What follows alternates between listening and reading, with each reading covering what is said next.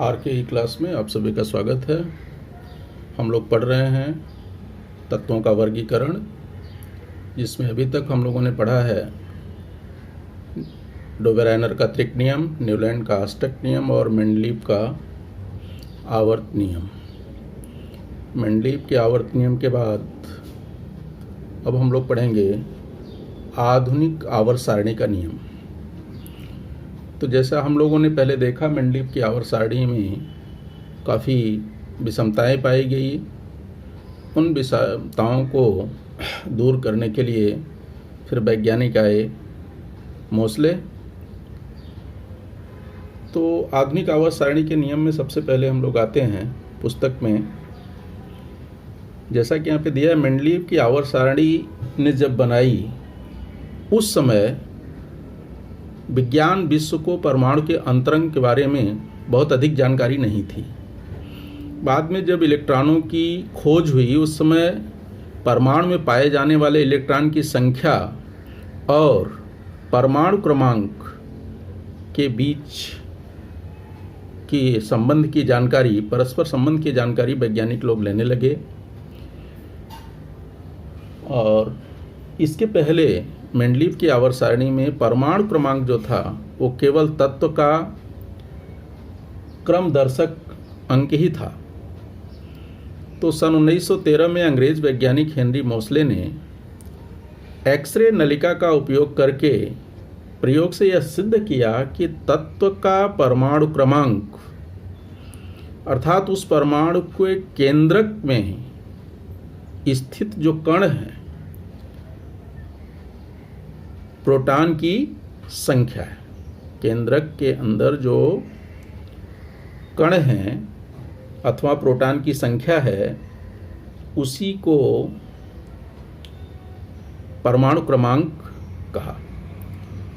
मोसले ने अनेक तत्वों के परमाणु क्रमांक प्रयोगों द्वारा जो है निश्चित किए, जिसके परमाणु द्रव्यमान की अपेक्षा, उन्होंने क्या बाद में निष्कर्ष निकाला कि परमाणु द्रव्यमान की अपेक्षा परमाणु क्रमांक ही तत्वों का प्रभावी मूलभूत गुणधर्म है। ठीक है, उन्होंने प्रयोग के दौरान यह सिद्ध किया कि परमाणु के केंद्रक के नाभिक, परमाणु का जो केंद्रक है उसमें स्थित जो धनावेशित कण है, या उसी को नाम क्या कहते हैं, प्रोटॉन, इसी की संख्या को परमाणु क्रमांक कहा गया। और उन्होंने यह निश्चित किया कि किसी तत्व का परमाणु क्रमांक ही प्रभावी मूलभूत गुणधर्म है, न कि परमाणु द्रव्यमान।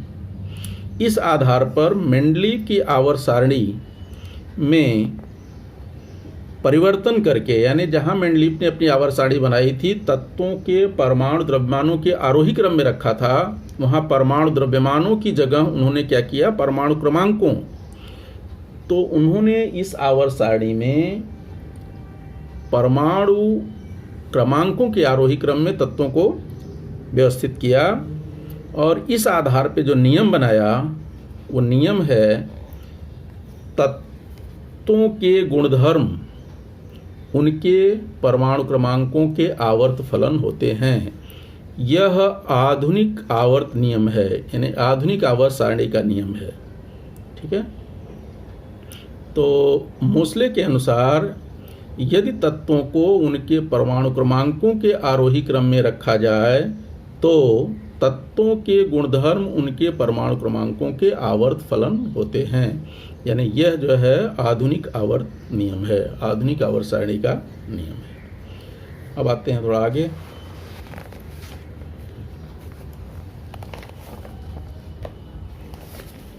आधुनिक आवर्त सारणी एवं आवर्त सारणी का दीर्घ स्वरूप। आधुनिक आवर्त सारणी क्या है? तत्वों को उनके परमाणु क्रमांक के आरोही क्रम में व्यवस्थित करने पर जो तत्वों का वर्गीकरण प्राप्त होता है, उसे ही आधुनिक आवर्त सारणी कहते हैं। आधुनिक आवर्त सारणी समझ में है? तत्वों को उनके परमाणु क्रमांक के आरोही क्रम में व्यवस्थित करने पर तत्वों का जो वर्गीकरण प्राप्त हो रहा है, उसे ही आधुनिक आवर्त सारणी कहते हैं। ठीक है, इस तरह से जो तत्वों के गुणधर्मों के विषय में जानकारी है वो अधिक अचूक और स्पष्ट ढंग से प्राप्त हुई, और आधुनिक आवर्त सारणी को ही आवर्त सारणी का दीर्घ स्वरूप भी कहते हैं। ठीक है। अब आधुनिक आवर्त सारणी में तत्वों को उनके परमाणु क्रमांकों के आधार पर रखा गया है। इस आधार पर रखने पर मेंडलीव के आवर्त सारणी की करीब करीब सारी विषमताएं दूर होती दिखाई देती हैं। मतलब यदि तत्वों को उनके परमाणु क्रमांकों के आरोही क्रम में रखा गया तो मेंडलीव की आवर्त सारणी में जो हम लोगों ने कमियां पढ़ा था वो करीब करीब सभी कमियां, सभी विषमताएं दूर होती दिखाई दी। परंतु हाइड्रोजन के स्थान को लेकर कुछ संदेह बना रहा। ठीक है। पिछली कक्षाओं में जैसा हम लोगों ने पढ़ा है कि परमाणु में पाए जाने वाले इलेक्ट्रॉन केंद्रक के चारों ओर क्या करते हैं, विभिन्न कक्षाओं में वितरित किए जाते हैं। इलेक्ट्रॉनिक संरूपण पिछली क्लास में हम लोग पढ़ चुके हैं। से ये परमाणु का केंद्रक है और इसके बाहर जो विभिन्न कक्षाएं होती हैं, इलेक्ट्रॉन इच्छी कक्षाओं में जो है क्या करते हैं, वितरित होते रहते हैं। वितरित हैं मतलब जो चक्कर काटते रहते हैं, उनको वितरित किया गया है इलेक्ट्रॉनों को बाहर की कक्षाओं में।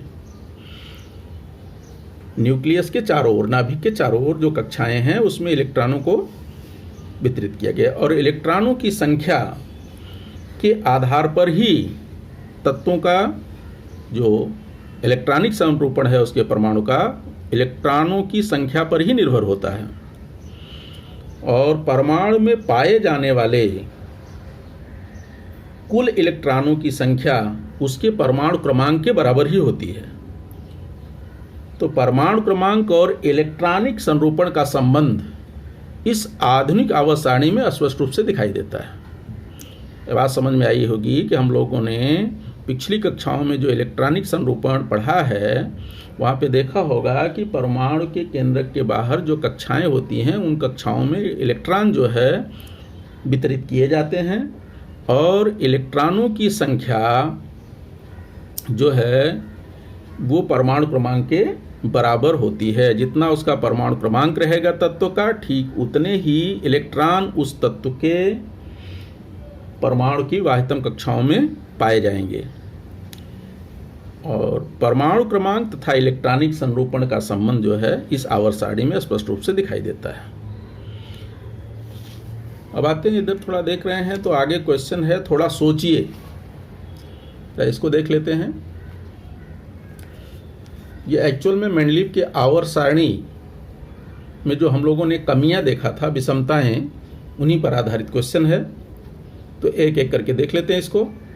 आइए देखिए, कोबाल्ट जिसका परमाणु द्रव्यमान है 59 तथा निकेल उसका भी परमाणु द्रव्यमान 59, इनके स्थानों के संदर्भ में मेंडलीव के आवर्त सारणी में समस्या थी। तो इस समस्या को आधुनिक आवर्त सारणी में किस प्रकार दूर किया गया?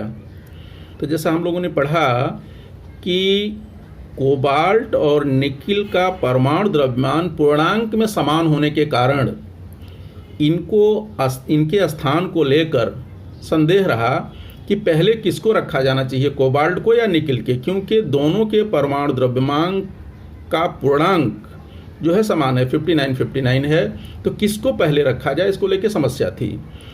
परंतु आधुनिक आवर्त सारणी में क्या किया गया है, परमाणु क्रमांकों के आरोही क्रम में रखा गया है।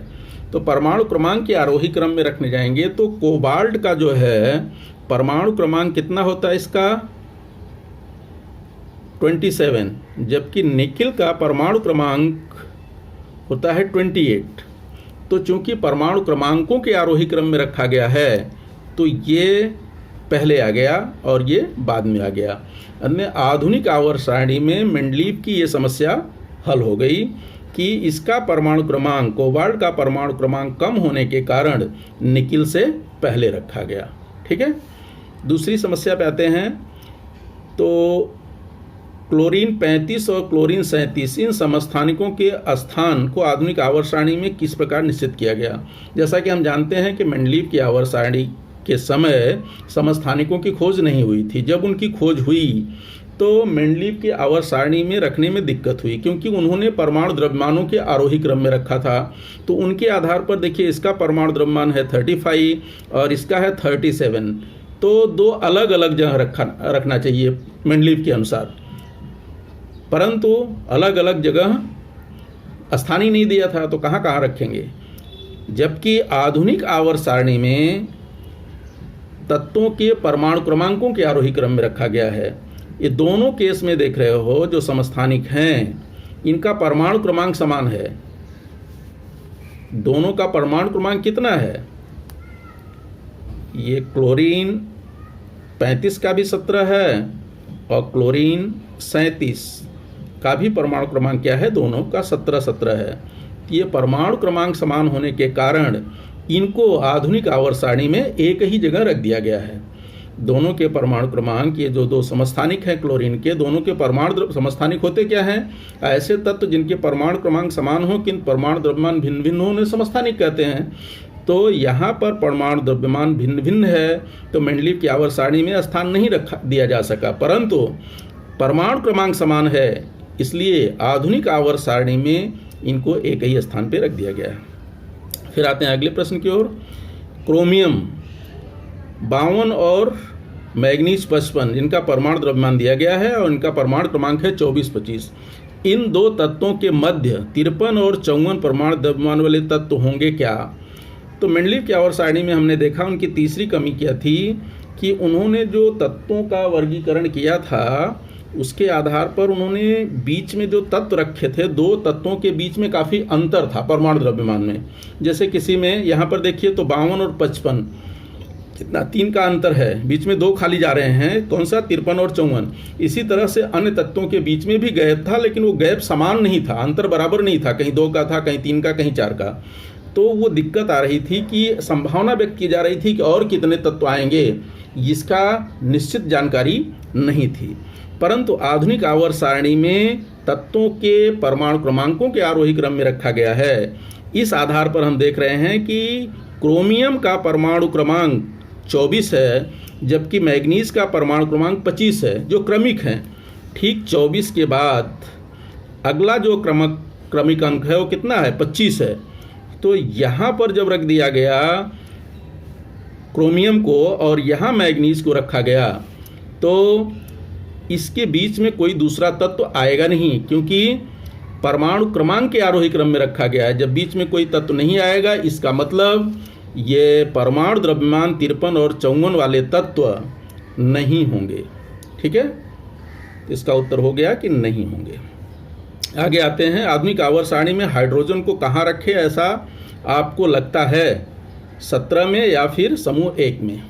अभी जैसे हमने उन चौथी कमियां जब मेंडलीव की पढ़ी थी, तो वहाँ पे पीछे सारणी दिया गया है, वो सारणी में दिखाया गया था तुलना करके कि ये दोनों से समानता रखता है। ये सारणी है, इसको हम लोगों ने पढ़ा था, जिसमें हाइड्रोजन और क्षारीय धातुओं दोनों के साथ जो है हाइड्रोजन का संबंध देखा हुआ था। तो ये चीज़ तो थी कि समानता दोनों के साथ है, परंतु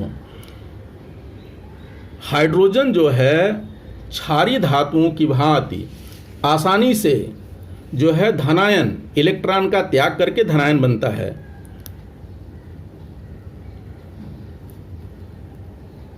ये धनायन बना देता है। जैसा सभी क्षारीय धातुएं जो हैं समूह 1 के धातुएं हैं, सभी धातुएं अपना एक इलेक्ट्रॉन त्याग करके धनायन बनाती हैं, ठीक उसी तरह से आसानी से हाइड्रोजन भी धनायन का निर्माण करता है। परंतु जिस तरह से हैलोजन समूह यानी क्लोरीन, ब्रोमीन, आयोडीन, फ्लोरीन जो भी है, ये सभी जिस तरह से एक इलेक्ट्रॉन ग्रहण करके ऋणायन बनाती हैं, उतने आसानी से यह हाइड्रोजन ऋणायन बनाने में असमर्थ रहता है। यानी ये ऋणायन जो है इतने आसानी से नहीं बन पाता। ये आसानी से धनायन बना लेता है हाइड्रोजन क्षारीय धातुओं की भांति, परंतु हैलोजनों की भांति यह ऋणायन नहीं बना पाता।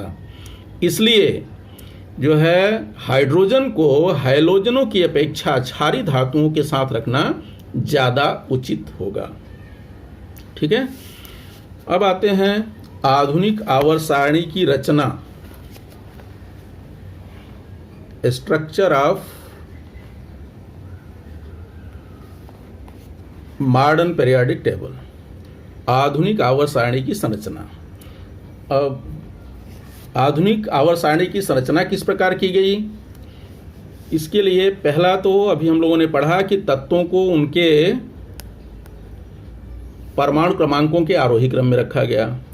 दूसरा क्या काम किया मोसले जी ने, इसमें 7 क्षैतिज पंक्तियां बनाई इस टाइप से,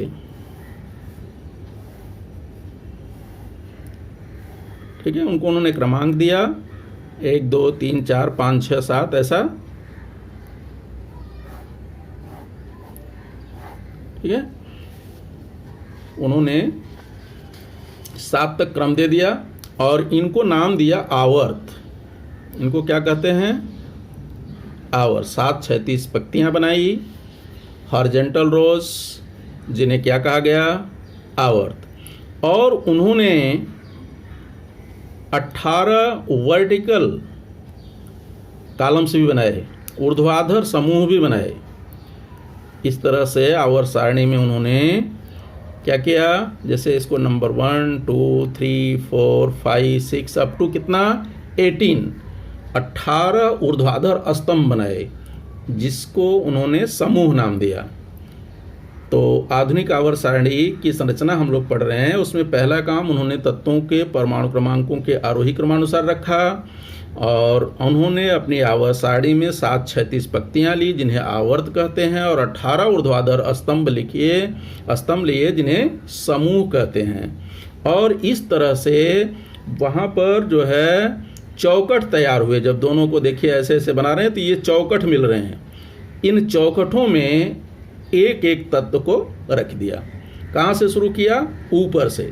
सबसे कम परमाणु क्रमांक वाले को पहले रखा, फिर वो पहली लाइन फुल भर लिया, फिर दूसरे जो है आवर्त में गए, फिर तीसरे में आए। इस तरह से कम परमाणु क्रमांक वाले तत्व से शुरू करके और नीचे तक आए। तो ये जितने भी चौकट थे सभी चौकटों को भरा। और क्या किया उन्होंने कि कुछ तत्वों में विशेष समानता थी, इसलिए इसके नीचे 2 और क्षैतिज पंक्तियां ली और इसमें भी तत्वों को रखा, ठीक है। और इन्हें अलग नाम दिया, लेंथेनाइड और एक्टिनाइड। ये जो सीरीज शुरू हो रही है लेंथनम से शुरू हो रही है, इसलिए इसका नाम जो है लेंथनम दिया। और ये एक्टिनियम से शुरू हो रहा है, इसलिए इसका नाम एक्टिनाइड दिया। इसमें विशेष समानता थी, ठीक है। तो अब थोड़ा इसको आवर्त सारणी के सारे पढ़ लेते हैं।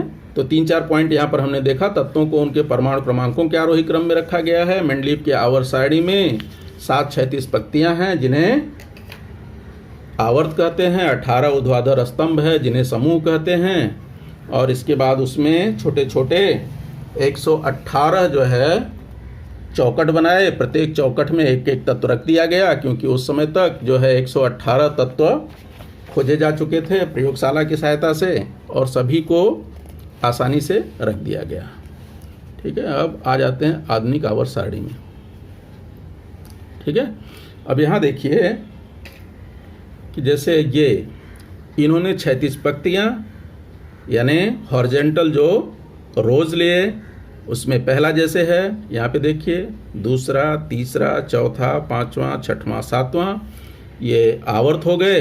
और ये ऊपर से देखेंगे तो क्रमांक दिया गया है 1 2 3 4 इस तरह से।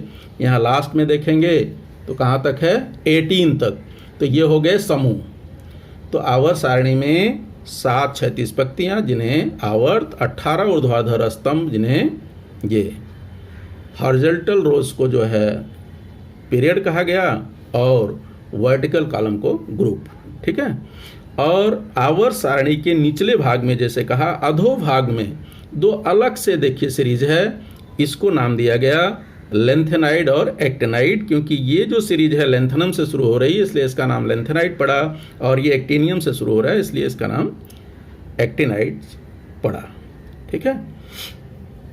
अब आते हैं तत्वों के जो ये आवर्त सारणी है, इनको 4 खंडों में बांट दिया गया। जैसे पहला खंड कौन सा है, एस खंड।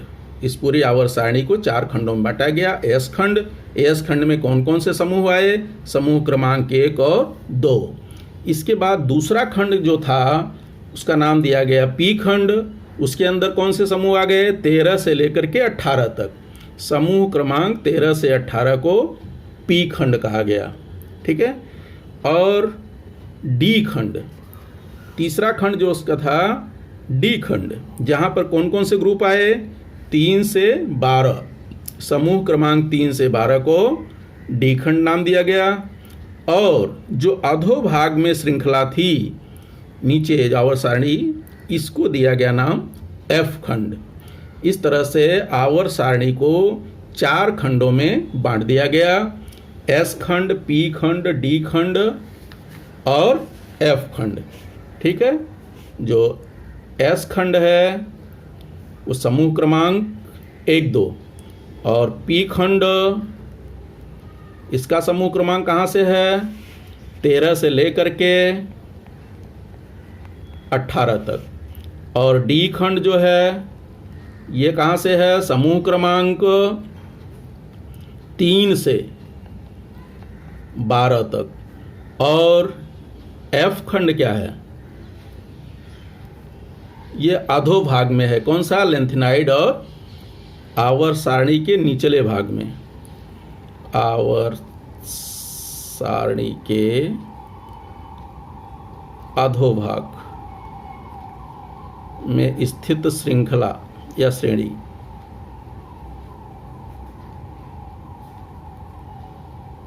ये जो श्रेणी है उसको दिया गया एफ खंड नाम दिया गया।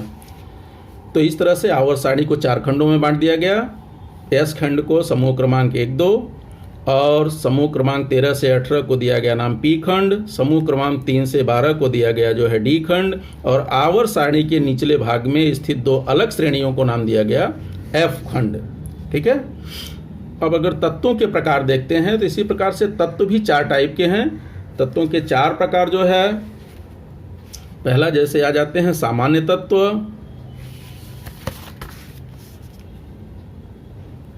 तत्वों के प्रकार अगर देखते हैं तो पहला इसका होता है सामान्य तत्व, नॉर्मल एलिमेंट। ये कहाँ रखे गए हैं, एस खंड और पी खंड में पाए जाते हैं। समान तत्वों को कहाँ स्थान मिला है, एस खंड एवं पी खंड में इनको स्थान मिला है। इसके बाद संक्रमण तत्व, संक्रमण तत्व ट्रांजिशन एलिमेंट, यह है डी खंड के तत्व। डी खंड के जितने भी तत्व हैं उनको संक्रमण तत्व कहा जाता है। और आंतरिक संक्रमण तत्व, इनर ट्रांजिशन एलिमेंट, यह है एफ खंड। आवर्त सारणी में एस खंड और पी खंड के तत्व को सामान्य तत्व और डी खंड के तत्व को संक्रमण तत्व और एफ खंड के तत्व को आंतरिक संक्रमण तत्व।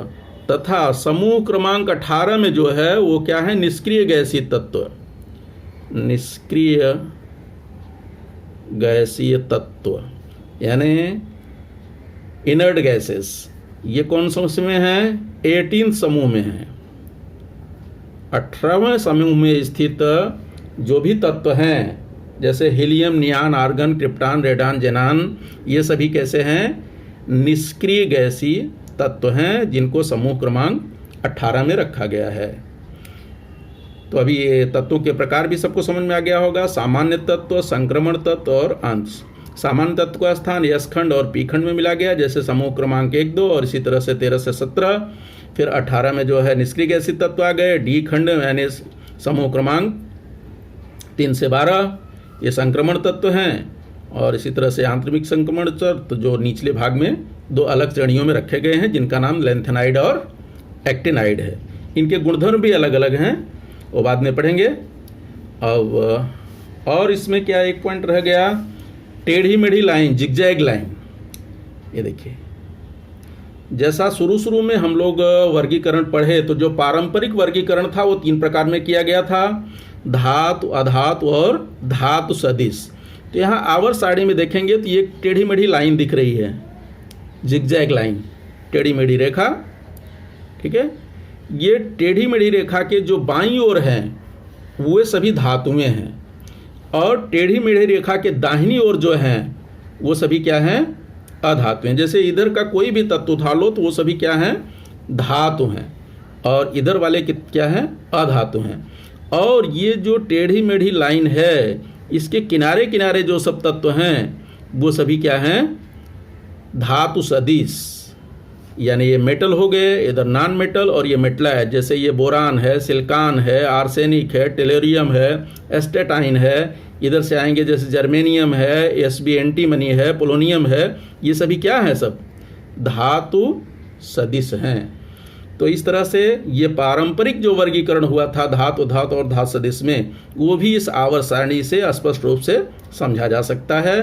टेढ़ी मेढ़ी रेखा के बाईं ओर जो है ये है धातुएं हैं और दाहिनी ओर अधातुएं हैं, जबकि टेढ़ी मेढ़ी रेखा के बगल में किनारे दोनों तरफ जो है वो धातु सदिश तत्व हैं, ठीक है। और गुणधर्म के बारे में तो जैसा बताया, धातुओं के बारे में जैसे संक्रमण तत्वें जो है धातुएं होती हैं, ये सब धातुएं होती हैं, इनकी कक्षा अपूर्ण क्या है, ये सब जब गुणधर्म पढ़ेंगे तो पढ़ेंगे। कंस्ट्रक्शन में इतना ही हुआ। पहला है कि तत्वों को उनके परमाणु क्रमांकों के आरोही क्रम रखा गया है, और 7 क्षैतिज पंक्तियाँ उनकी आवर्त सारणी में थी, जिन्हें जो है आवर्त कहा गया। 18 ऊर्ध्वाधर स्तंभ थे जिन्हें समूह किया गया, और उनके आवर्त सारणी में छोटे छोटे चौकट थे 118, उसमें प्रत्येक चौकट में एक एक तत्व को रख दिया गया। इसके बाद पूरी आवर्त सारणी को, तत्वों को, 4 आवर्त सारणी को 4 खंडों में बांट दिया गया, एस खंड, पी खंड, डी खंड और एफ खंड। एस खंड में समूह क्रमांक 1, 2, पी खंड में समूह क्रमांक 13 से 18, डी खंड में समूह क्रमांक 3 से 12, और एफ खंड में आवर्त सारणी के अधोभाग में जो लेंथेनाइड एक्टिनाइड श्रृंखला है उसको एफ खंड कहा गया। और तत्वों को भी 4 प्रकारों में बांटा गया है, जैसे सामान्य तत्व, संक्रमण तत्व, आंतरिक संक्रमण तत्व और निष्क्रिय गैसीय तत्व, जिसके बारे में बताया गया। संक्रमण तत्व, सामान्य तत्व जो है एस खंड और पी खंड में पाए जाते हैं, जबकि संक्रमण तत्व डी खंड में, आंतरिक संक्रमण तत्व जो है एफ खंड में, तथा इनर्ट गैसेज या निष्क्रिय गैसीय तत्व को 18वें समूह में रखा गया है। फिर इसके बाद पारंपरिक तत्वों का वर्गीकरण से धातु और धातु सदिश के लिए आवर्त सारणी में जो टेढ़ी मेढ़ी रेखा है, उस टेढ़ी मेढ़ी रेखा के बाईं ओर जो है धातुएं हैं, जबकि दाहिनी ओर अधातुएं हैं, और टेढ़ी मेढ़ी रेखा के किनारे किनारे दोनों तरफ धातु सदिश हैं। ठीक है, आज इतना ही, धन्यवाद।